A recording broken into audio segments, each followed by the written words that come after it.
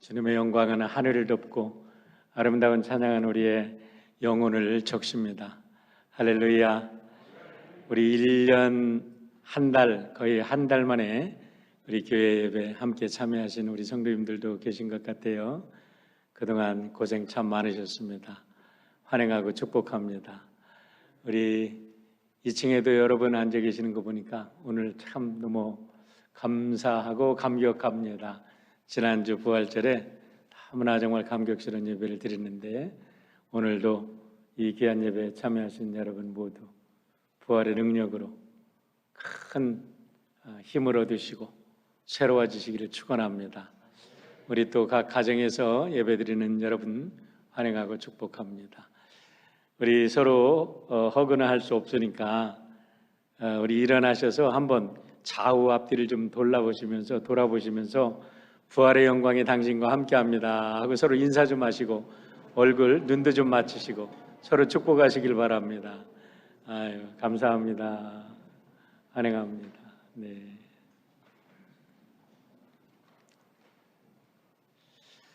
우리가 지난주에 부활주의를 크게 축복하고 축하하고 우리 셀러브레이트 했는데 우리 부활주일은 1년에 한 번 그냥 셀러브레이션 하라고 주신 게 아니고 매일매일 부활의 능력으로 살라고 우리들에게 부활절을 허락하여 주신 줄 믿습니다. 우리는 부활의 기초에서 우리 기독교는 세워졌습니다. 우리 그리스도인들은 그렇기 때문에 예수님의 부활을 근거로 우리는 살아가게 되는 줄 믿습니다. 그런데 과연 부활신앙이 무엇인가? 정말 부활신앙에 대한 얘기를 많이 들었는데 그것이 무엇인가라고 궁금해할 수 있는데요. 여러 가지로 우리가 정의를 할 수 있겠지만 제가 한 주간 동안 묵상하면서 제 삶을 뒤돌아볼 때 부활신앙이라는 것은 하나님께서 나의 존재를 바꿔주신 그 믿음 가지고 사는 게 부활신앙이다라고 제가 정의를 내렸습니다. 여러분, 우리가 부활신앙을 가질 때 우리의 눈이 바뀌는 거예요. 눈이 바뀌는 것 별거 아니라고 생각할지 모르지요. 제가 눈이 바뀐다는 것은 시력이 좋아진다는 게 아닙니다. 아이사이트가 아니라 인사이트입니다. 우리들의 보던 고정관념이 완전히 바뀌어서 하나님의 부활의 능력으로 세상의 모든 것을 판단하는 거예요. 나도 보고 너도 보고 세상을 보고 세상에 돌아가는 모든 것이 부활의 능력으로 바라볼 줄 아는 능력이 진정한 부활의 신앙인 줄 믿습니다. 이런 능력을 가지고 우리가 어떤 일을 만나든지 어떤 상황을 우리가 대하든지 이런 부활의 신앙을 가지고 대한다 그러면 우리들의 삶은 더욱더 풍성해지고 우리의 삶은 매일매일 기쁨과 감사와 하나님께 영광을 돌리는 그런 삶이 될 줄 믿습니다. 우리 박목월 시인, 청록파 시인이라고 우리 고등학교 때 아이고 청록파 시인 뭐 이분 얼굴도 모르고 그냥 외우느라고 그 교과서에 나오니까 뭐 열심히 외웠잖아요. 조지훈, 박두진, 박목월. 그랬는데 이 조지훈 씨나 이 박목월 씨는 참 좋은 신앙인이에요. 우리 그 박두진 씨는 우리가 또 승무라는 시를 우리가 고등학교 때 한국 고등학교 저희들 시절에 우리 공부하는 분들은 다 알잖아요. 참 시가 아름답잖아요. 이거는 그래도 박두진 씨는 좀 불교 계통인데 이 박목월 씨와 조지훈 씨는 이런 기독교의 참 신실한 그리고 모범적인 신앙을 보였던 분들인데요. 박목월 씨가 부활의 아침의 기도라는 시를 지었습니다. 이렇게 그분이 시를 지었는데요. 한번 보세요. 주여 저에게 이름을 주옵소서. 당신의 부르심을 입어 저도 무엇이 되고 싶습니다. 주여, 주여, 주여. 태어나기 전에 이 혼돈과 어두움의 세계에서 새로운 탄생의 빛을 보게 하시고 진실로 혼미한 심령에 눈동자를 베풀어 주시옵소서. 나라는 이 완고한 돌문을 열리게 하옵시고 당신의 음성이 불길이 되어 저를 태워 주십시오. 그리하여 바람과 동굴에 저의 입에 신앙의 신선한 열매를 물리게 하옵시고 당신의 부르심을 입어 저도 무엇이 되고 싶습니다. 주여 간절한 새벽의 기도를 들으시고 저에게 이름을 주옵소서. 너무나 아름다운 시입니다. 부활의 아침에 드리는 기도 시로 정말 으뜸가는 시라고 생각을 합니다. 나의 입술도 바꿔주시고 내 눈도 바꿔주셔서 제가 새로운 이름을 갖게 해주세요 라는 이런 기도였습니다. 여러분, 우리가 이름을 바꿔달라, 새로운 이름을 갖게 해달라라는 뜻은 무엇입니까? 우리 성경에 보면요, 하나님께서 하나님의 백성들을 불러 세워서 쓰실 때 다 이름을 바꿔주셨어요. 왜냐하면 이름 속에는 그의 존재가 들어있기 때문에 그래요. 아브라함도 사라도 이름을 바꿔주셨죠. 우리 야곱도 이름을 바꿔주셨죠. 바울도 이름을 바꿔주셨죠. 많은 분들이 이름이 바뀌어졌어요. 그것은 참된 존재를 그리스도 안에서 새롭게, 하나님 안에서 새롭게 찾은 그 증거로 그렇게 보여주셨는데, 이 박목월 씨의 이 신앙은요, 아들 박동규 씨를 통해서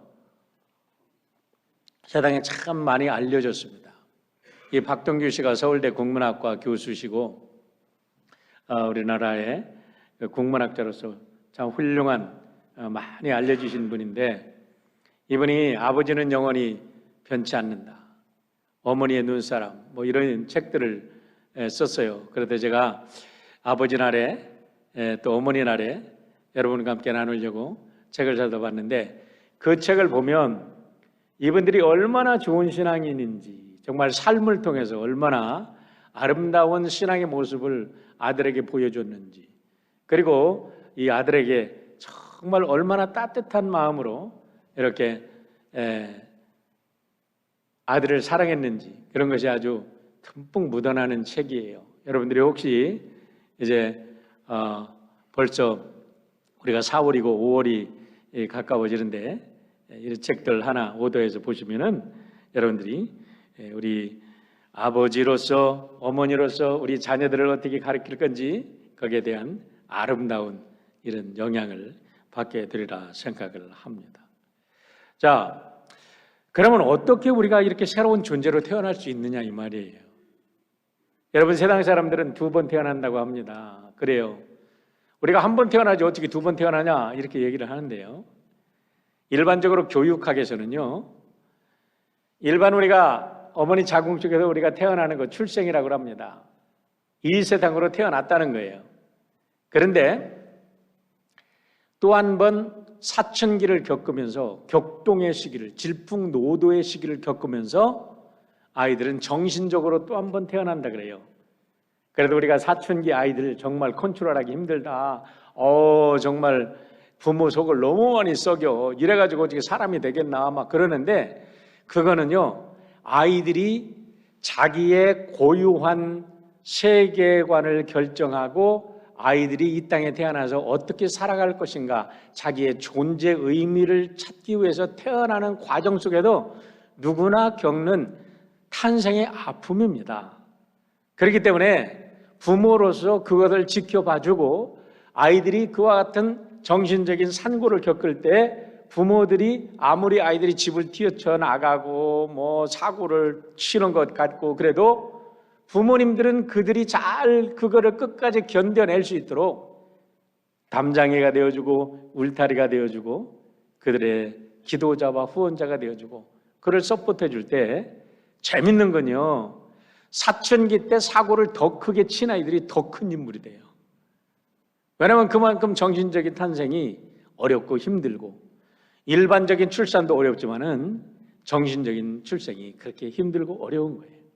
그런데 우리 주님은 거기에 한 번 더 태어나라고 얘기를 합니다. 그게 뭐예요? 물과 세례로 영적으로 거듭나라고 이야기를 하십니다. 이런 육체적인 탄생, 정신적인 탄생을 넘어서 영적인 탄생, 세례를 통해서 물세례와 성령 세례를 통해서 거듭나라고 하는데 그것은 뭐냐면 부활 신앙으로 거듭나라는 거예요. 우리가 사도행전을 보면 우리 사도들이 어떻게 세상을 변화시켰는지 그 모든 스토리가 잘 써 있습니다. 우리 사도들이 예수님의 부활을 목격했습니다. 분명히 보았습니다. 예수님이 부활하셔서 저들과 함께 잡수시고 떡도 떼어주시고 그들에게 나타나시고 우리 누굽니까? 도마한테는 옆구리까지 보여주시면서 만져봐라. 그리고 믿음 없는 사람이 되지 말고 만져라도 보고 믿음 있는 부활의 믿음을 가지고 살아라 라고 보여주시기까지 했잖아요.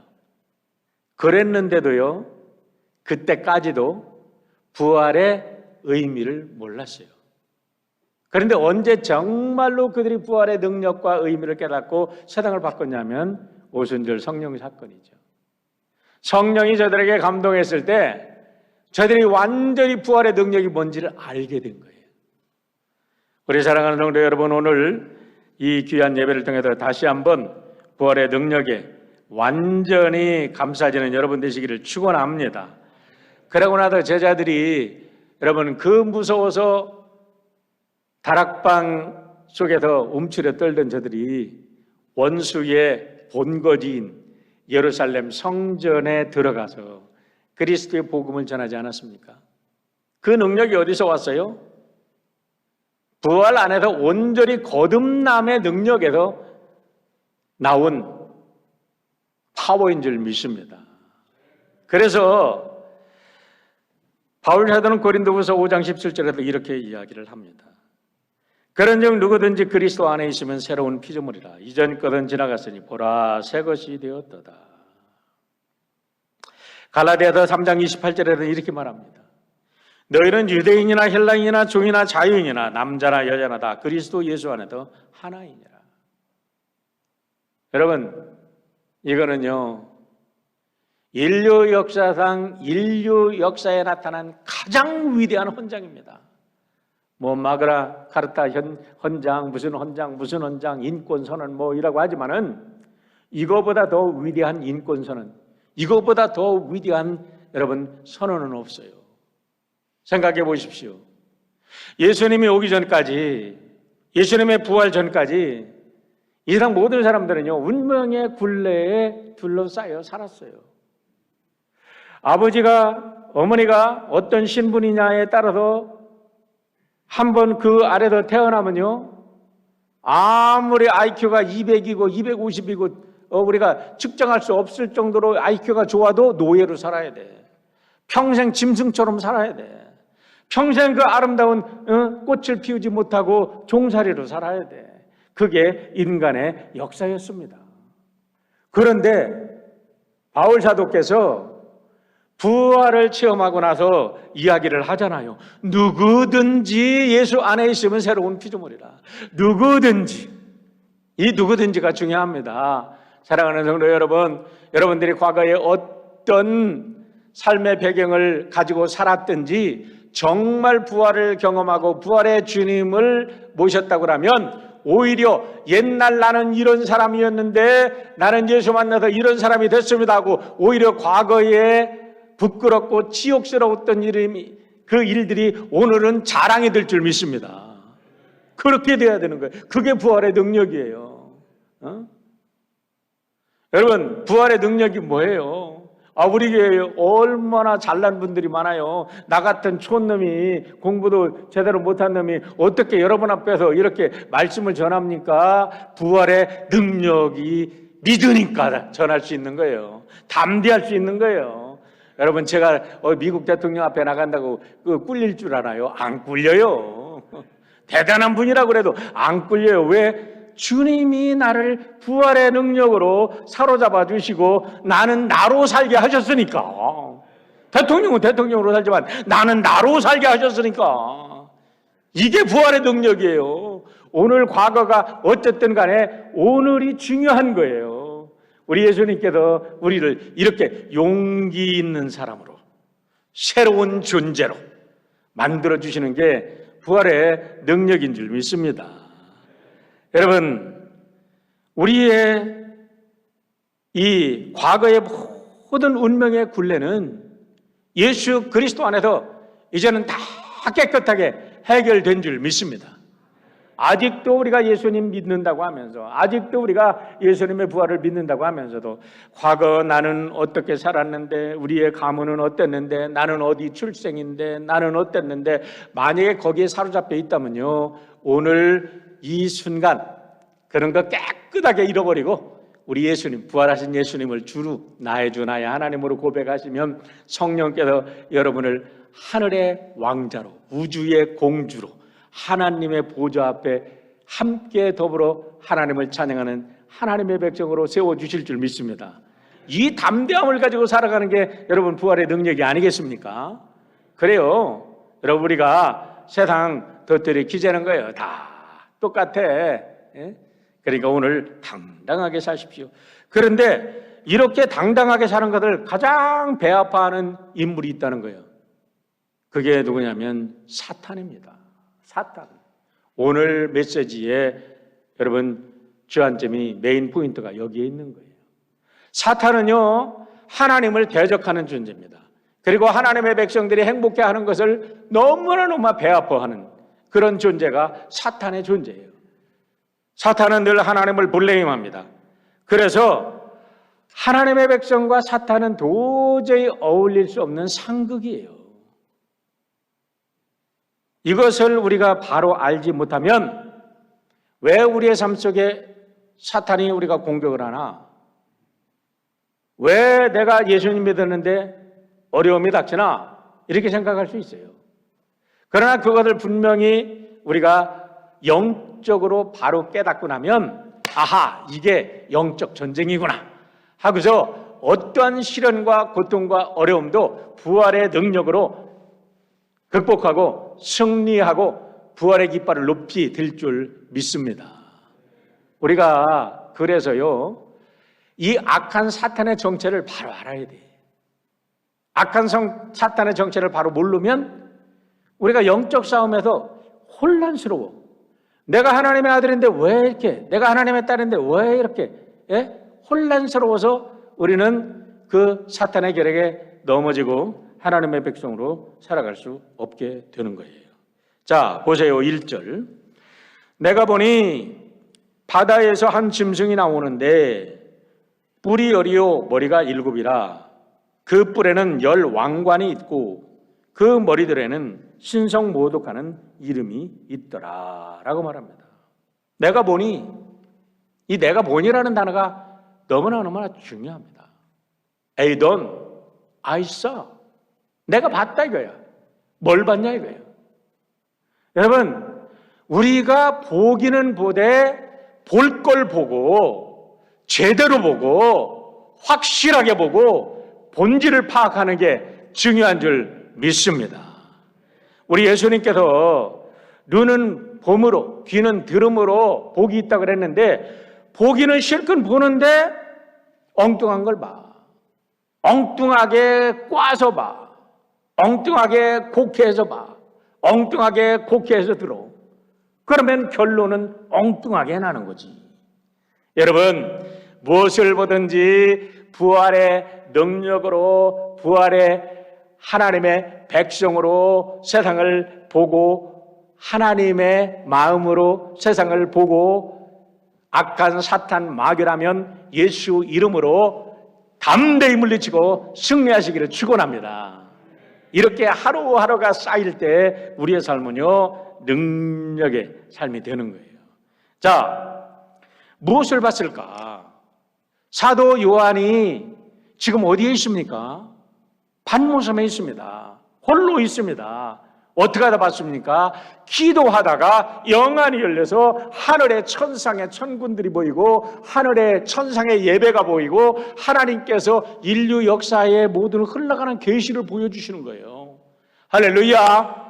여러분들이 기도하다가 하나님의 성령이 임하시고 여러분들이 하나님의 영으로 충만해지면 여러분의 삶에 앞길이 보이고 내가 무엇을 할 것인지 지금 앞길이 깜깜한 것 같아도 주님께서 주시는 감동을 가지고 나아가면 길이 열리게 될 줄 믿습니다. 그 길이 없는 곳에 길이 생기는 줄 믿습니다. 여러분, 우리가 그렇게 살아가는 거예요. 뭐를 봤습니까? 다니엘서 7장을 보세요. 내가 밤에 환상을 보았는데 하늘에 네 바람이 큰 바다로 몰려불더니 큰 짐승 넷이 바다에서 나왔는데 그 모양이 각각 다르더라. 바다에서 네 마리의 짐승이 올라왔습니다. 그런데 모양이 각각 달라. 그런데 그 7장을 읽어보면요, 와, 무지막지한 짐승들입니다. 막 사자는 그냥 확 물어뜯으면은 어떤 것인지 다 봐설때요. 그러면서 이빨을 드러내는데 보니까 그의 이빨에 막 고기들이 막 여기저기 막 껴있어. 무서운 거예요. 곰은 발로 한번 탁 치면 그냥 완전히 모든 것도 막 다 부서지는 거야. 이런 무서운 짐승들을 봤습니다. 그래도 도대체 이 짐승의 환상이 무엇이냐고 고민하고 있는데 그 옆에 있는 천사가 알려줬어요. 다니엘서 7장 15절로 17절 한번 보세요. 나 다니엘이 중심에 근심하며 내 머릿속의 환상이 나를 번민하게 한지라. 여러분, 이런 환상, 이런 끔찍스러운 환상을 봤는데 번민하지 않을 사람이 어디 있어요? 고민스럽잖아요. 도대체 이게 무슨 뜻이냐? 왜 하나님께서 나를 이런 걸 보여주시냐? 그러는데요, 내가 그 곁에선 모셔선 자들 중 하나에게 나와가서 하나님을 모셔선 천사들이 보여주는 겁니다. 이 모든 일의 진상을 물으매 그가 내게 말하여 그 일의 해석을 알려주며 이르되 그 네 큰 짐승은 세상에 일어날 네 왕이라. 뭐라고요? 세상에 일어날 네 왕이라 하는 거예요. 짐승이 세상을 폭력과 무력으로 다스리는 나라의 지도자를 뜻한다 이 말이에요.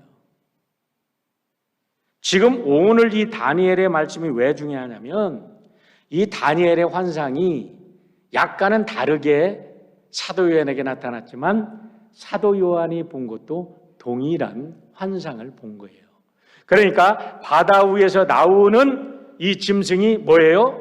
세상을 컨트롤하고 무력으로 다스리는 세상의 지도자라는 거죠. 자, 열방을 다스리는 세상의 패권을 잡고 흔드는 이런 무시막지한 세력인데 많은 신학자들이 이것을 로마라고 해석을 합니다. 그럼 우리가 뭐 옛날 2000년 전에 지나간 로마하고 우리가 무슨 상관이 있어? 그건 아니라는 거예요. 그때 당시는 로마일 수도 있습니다. 그러나 여기에 나타나는 짐승은요, 모든 시대, 모든 지역에 무력과 폭력으로 사람을 다스리는 악한 세력, 지도자를 은유적으로 표현한 그런 상징적 인물이라는 거예요. 그러니까 과거 2000년 전에 로마를 상징하다면 오늘 이 시대에는 어떤 나라, 오늘 이 시대에는 어떤 인물이겠어요? 여러분, 이 악의 실체를 우리가 바로 깨달아 알아야 된다는 거예요. 악의 실체를 바로 왜 깨달아야 됩니까? 그 악들이 하나님의 백성들을 공격하고 하나님의 백성들이 하나님 나라를 건설하는 걸 싫어하고 하나님의 백성들이 행복하게 살아가는 걸 방해하기 때문에 악의 본질을 우리가 바로 알아야죠. 여러분, 제가 신학교 다닐 때 우리 교수께서 질문하셨어요.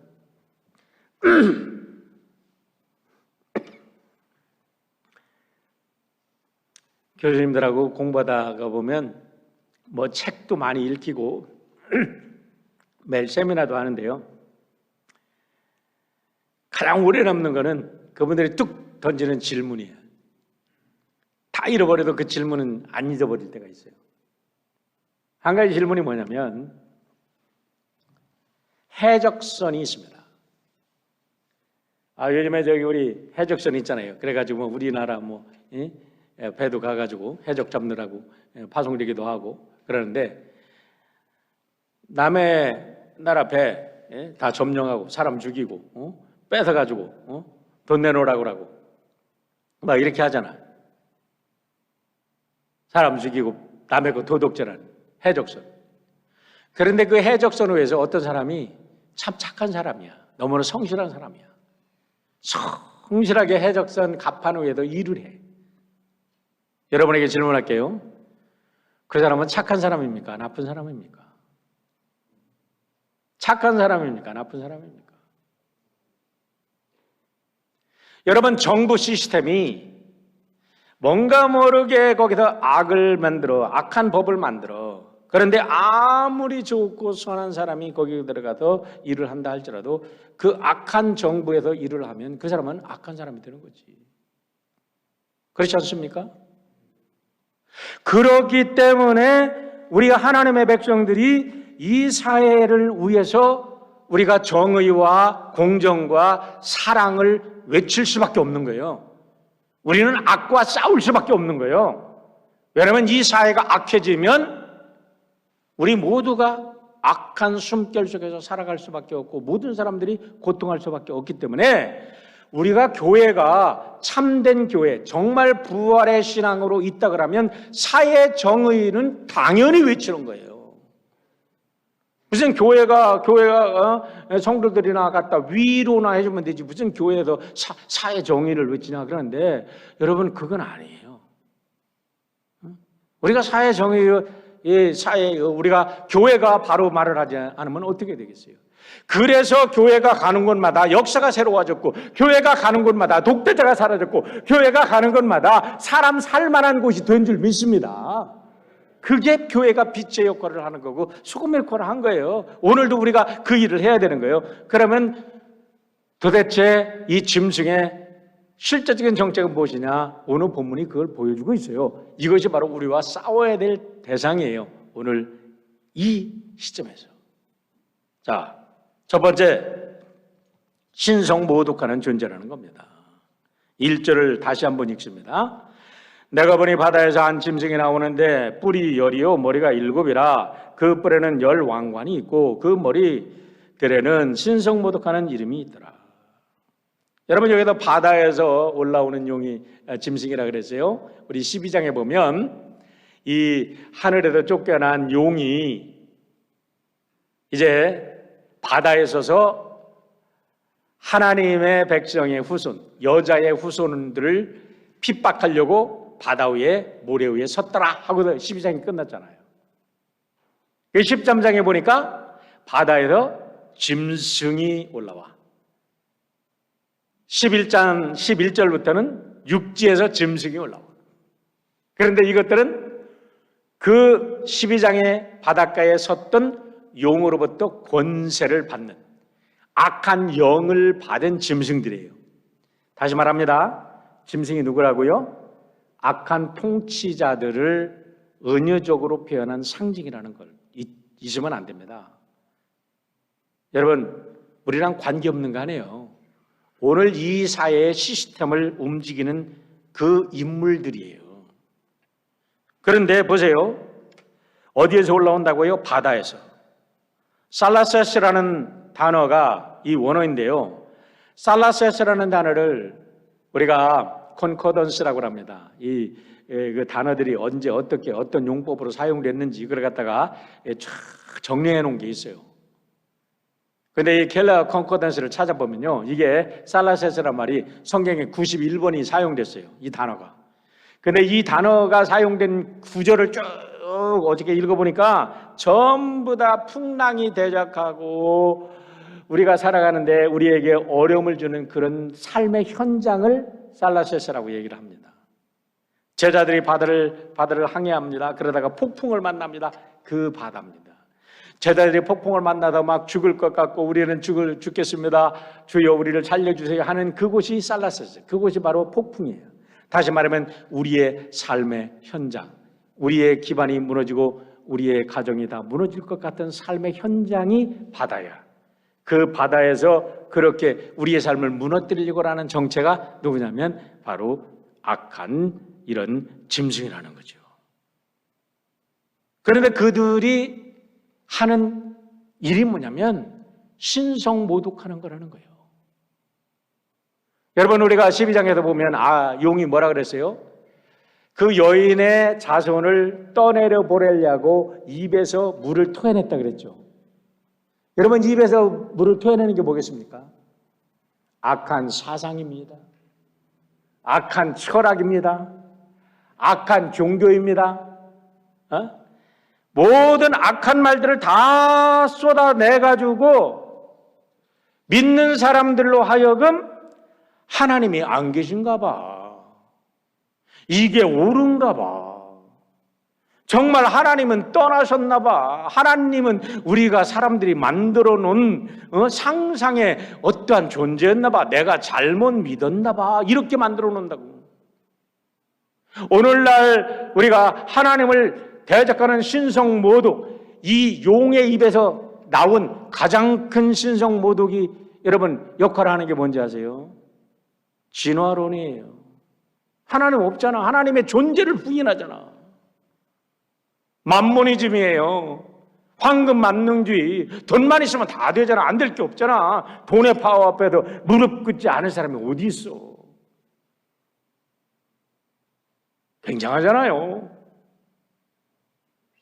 여러분, 유물론적 사관이라고, 유물론적 이제 공산주의 많이 사그라들었다고 하지만 여전히 유물론 세상에 판칩니다.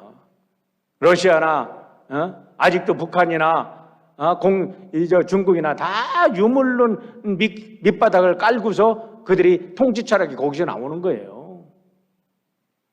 그러면 우리 민주사회, 서구사회는 뭡니까? 성의 혁명. 완전히 이제는 다 가지고 나니까 인간의 정욕의 끝판왕, 성적인 혁명, 성의 완전 자유. 동성연애를 넘어서 이제는 소아성애자까지도 이제는 권리를 인정하자는 거예요. 동성연애자들을 그래요, 거기까지 인정하자. 그래도 제가 마지막에는 인정 못하는 게 도대체 제가 이해가 안 되는 게 뭐냐면 그들에게 양육권을 허락하는 사람들이 이해가 안 돼. 그래, 어른이라고 해서 자기들의 권리를 주장한다 그래. 그러면은 그 어린아이들, 부모가 나서 자식들을 가르칠 수 없고 자식들을 케어할 수 없고 어떤 과정이든지 그 어린 것들이 어디에 갈 데가 없어. 그러니까 그 사람들이 어답트를 해. 그런데 애들이 엄마 아빠가 누군지를 몰라. 엄마 아빠의 구별을 모르고 살아, 어려서부터. 근데 나중에 커보니까 쟤들은 나와 달라. 내가 다른 세상에 살았네. 그러면서 사춘기에, 여러분, 정상적인 가정에서 자라도 사춘기에 아이들이 어마어마한, 아까도 말하지만 정신적인 그런 재탄생의 고통을 받고 아픔을 갖고 그들이 그 시련을 겪는데, 여러분, 그들이 어떻게 그 정체성을 정립하고 새롭게 살아갈지 정말 궁금합니다. 걱정이 됩니다. 소아성애자, 어른들이 자기들의 정욕을 채우고자 거기까지 법적으로 인정됐다 그래. 그러면 그 어린아이, 그들에게 당하는 어린아이의 아픔은 누가 책임져? 어른들한테 성폭력을 당하고 그거를 법적으로 허락돼가지고 성폭력을 당하면 그 아이는 누가 책임져? 뒤집어 보면 여러분 뻔한 거를 그걸 갖다가 인권이라고 얘기를 해. 그게 인간의 자유라고 얘기를 해.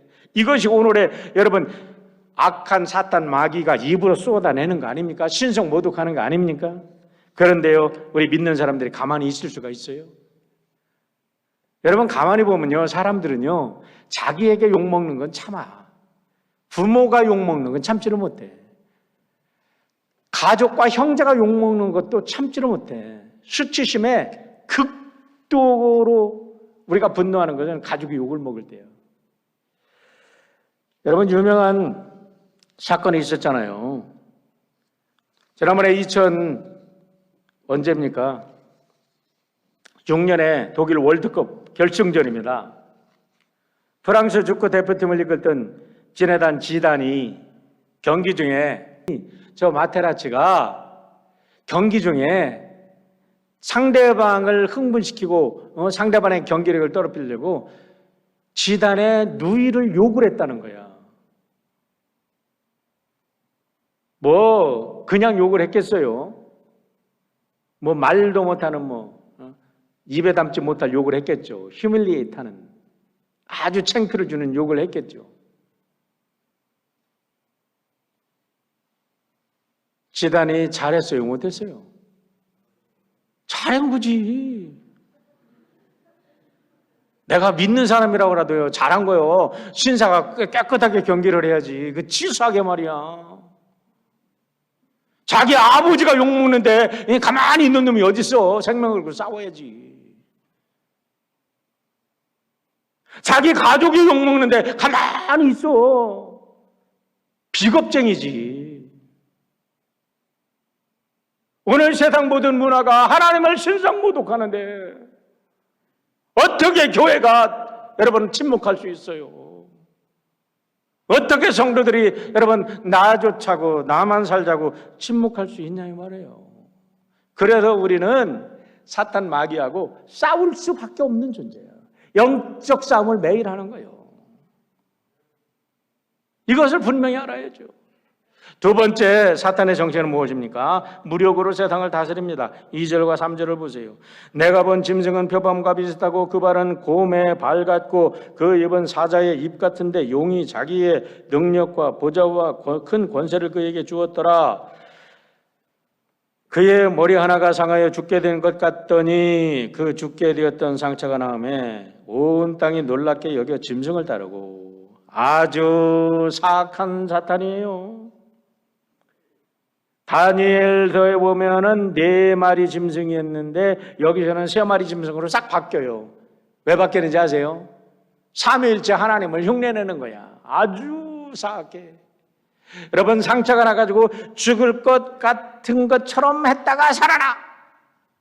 예수님의 부활을 지가 예수님의 십자가의 죽음과 부활을 이 흉내내. 사람들이 완전히 그냥 속아 넘어가는 거예요. 표범이 얼마나 재빠릅니까?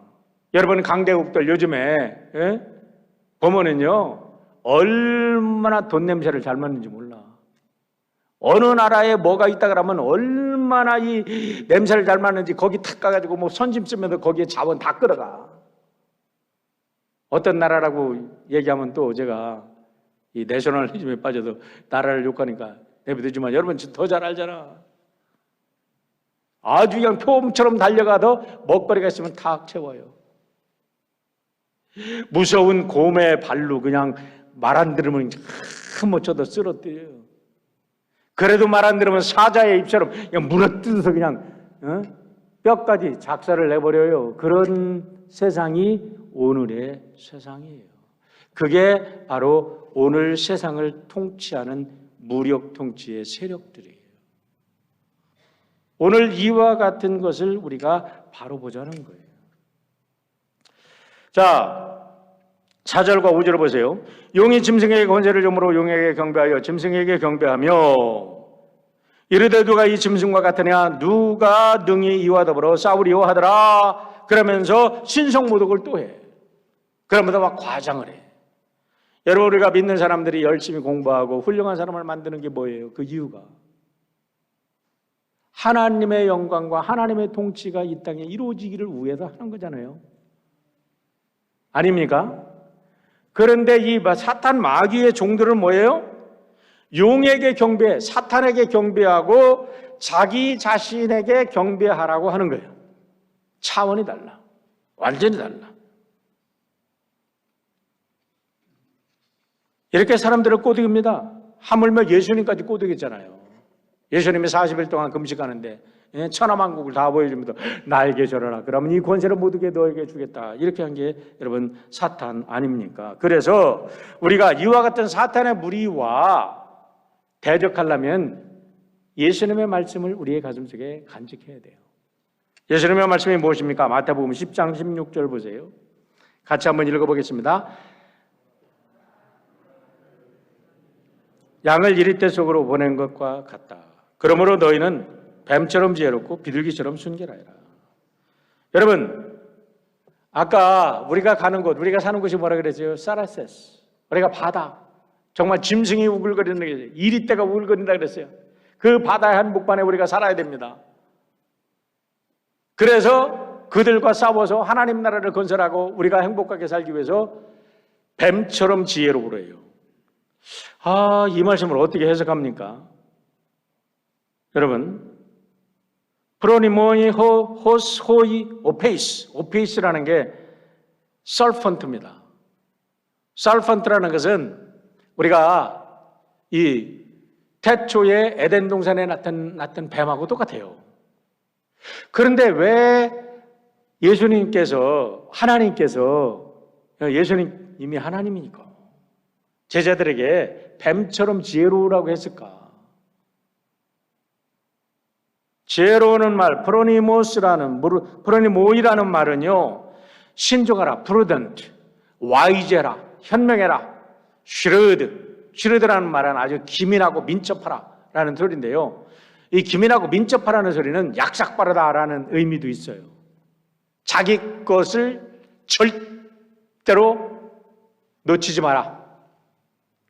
이권을 절대로 양보하지 마라. 아주 약삭빠르게 구하라. 이런 뜻이에요. 제가 이 말씀을 묵상하면서 왜 예수님이 이리때가 발을 찌는 세상 한복판에 보내면서 이렇게 사탄처럼 지혜로우라고 했냐면, 사탄처럼 말이 좀 이렇게 번역이 그런데 사탄의 이런 본질을 깨닫지 못하면 당한다. 사탄의 이런 기민함과 민첩함과 사탄의 권모술수를 바로 꿰뚫어 봐라. 그러고 비둘기처럼 성결해서 싸워 이겨야 된다. 이 말입니다. 이해가 되시죠? 네. 사탄처럼 아주 약삭빠른 존재가 되라는 게 아니라 그 어떤 존재가 나한테 와서 나라에게 막 잘해주는 것 척하면서 막 하는데 그 사탄의 계략을 깨닫지 못하니까 내가 넘어가는 거예요. 그런데 보니까 이 사람 정직하지 사람이 아니야. 이 사람 뭔가 음흉해. 영적으로 한번 딱 판단하면 넘어가지 말라는 소리요. 하나님의 성령을 받으면 여러분 지혜로워져서 거기에 넘어가지 않는 줄 믿습니다. 그래도 사탄과 싸우되 우리는 여러분 사탄이 말하는 폭력과 무력으로 싸우는 게 아닙니다. 그럼 뭘로 싸워야 되나요? 고린도후서 10장 4절로 5절에도 이렇게 말합니다.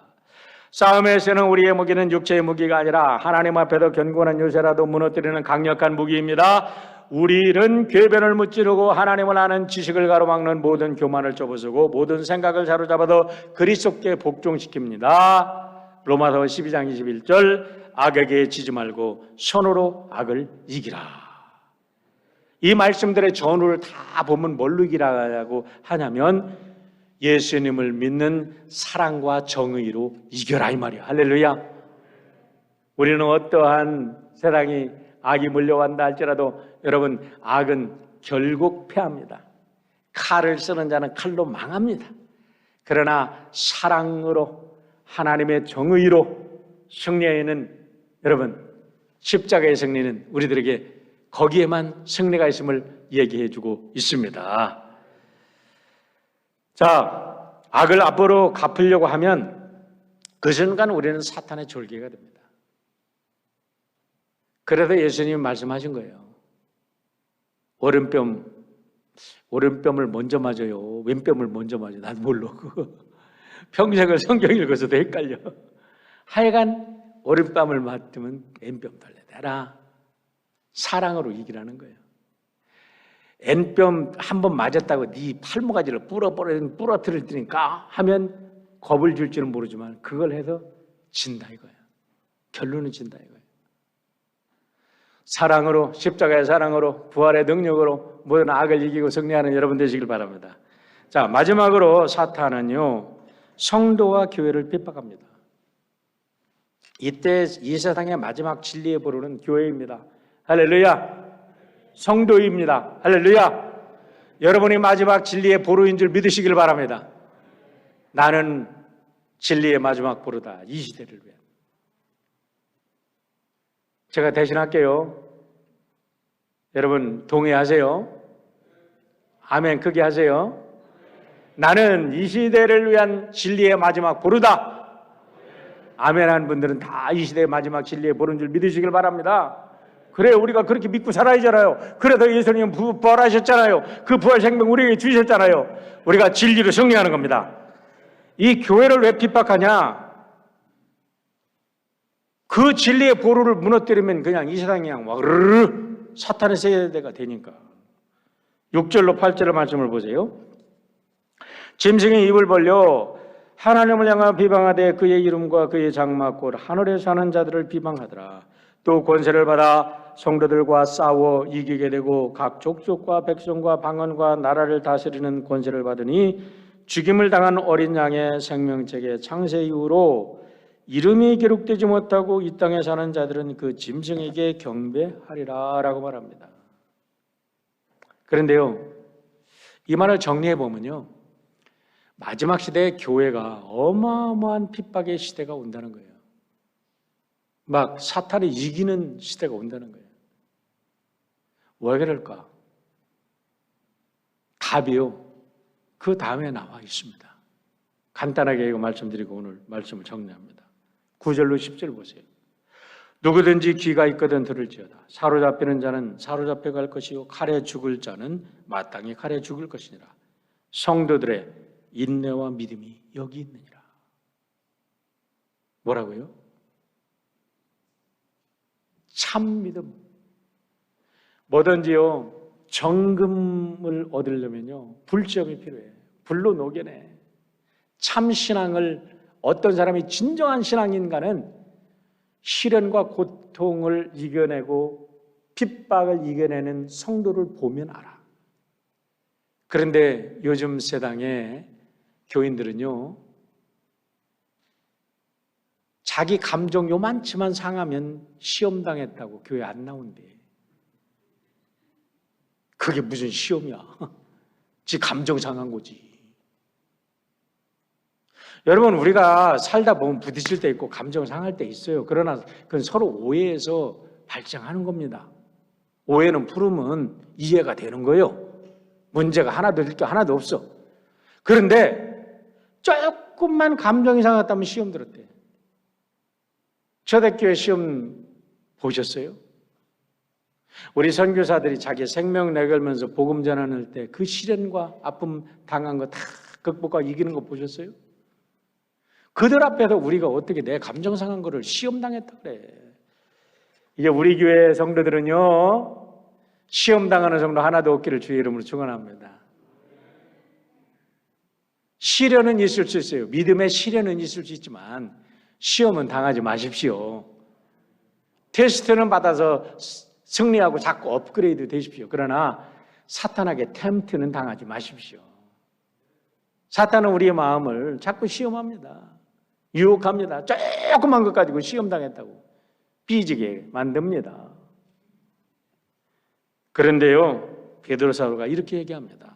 같이 한번 읽어볼까요? 베드로전서 1장 7절 같이 읽습니다. 시작.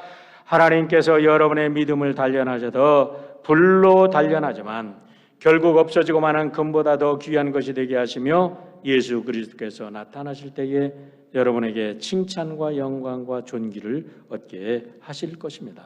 할렐루야. 역사적으로 보면요, 교회가 가장 빛나고 교회의 진리가 빛날 때는요, 교회가 가장 핍박을 당했을 때입니다. 우리의 삶 속에 가장 빛나는 시간이 언제일까요? 여러분이 어떠한 시련과 어떠한 고통도 이겨내는 그 믿음, 그거를 보고 하나님도 기뻐하고 여러분이 그 속에서 하나님의 영광이 우리 성도들의 박수갈채가 거기에 따르게 될 줄 믿습니다. 어떠한 시련과 어떠한 아픔도 여러분 부활의 신앙으로 싸워 이기시길 바랍니다. 그때가 내 인생의 가장 빛나는 순간인 걸 여러분 잊지 마시기를 축원합니다. 기도하겠습니다. 아버지 하나님 감사합니다. 부활절을 이제 지내고 부활의 능력 가운데 살고자 하는 성도들 오늘도 예배드립니다. 축복하여 주셔서 부활의 능력이 우리 성도들의 삶 속에 가득 채워지도록 역사하시고 부활의 열매가 온 땅에 나누어지는 귀한 삶 살 수 있도록 인도하여 주시옵소서. 예수님의 이름으로 기도하옵나이다.